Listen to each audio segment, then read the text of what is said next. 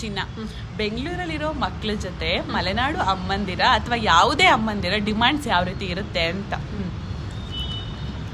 Hello ಮಗ್ನೆ. ಹಾ ಹೇಳಮ್ಮ. ಎಂತ ಮಾಡ್ತಿದ್ದಿ ಮಗ್ನೆ? ನಾನು ಇದ್ದೆ ಕಣಮ್ಮ, ಒಂಚೂರು ಇವಾಗ ಕೆಲ್ಸ ಇತ್ತು, ಇವಾಗ ಮುಗಿಸಿ ಕೂತಿದ್ದೆ ಕಣಮ್ಮ. ಹೌದಾ ಮಗ್ನೆ?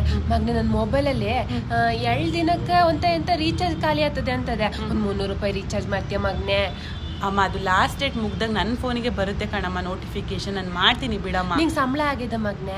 ಇಲ್ಲ ಕಣಮ್ಮ, ಇವತ್ತಿನ 25-30 ತಾನೇ ಆಗೋದು ಸಂಬಳ. ಮಗ್ನೆ ನಿನಗೆ ದುಡ್ದಿರೋ ದುಡ್ಡೆಲ್ಲ ಮನೆಗೆ ಕೊಡಕತ್ತದೇನ ಮಗ್ನೆ? ಎಂತ ಗೊತ್ತ, ನಂದು ಬೆಂಡೊಲೆ ಇದೆಯಲ್ಲ, ಅದ್ ಮೊನ್ನೆ ಸ್ನಾನ ಮಾಡಸತಿ ಲೂಸ್ ಆಯ್ತು ಅಂತ ಹಿಂಗ್ ಇದ್ ಮಾಡ್ದೆ ಮಗ್ನೆ.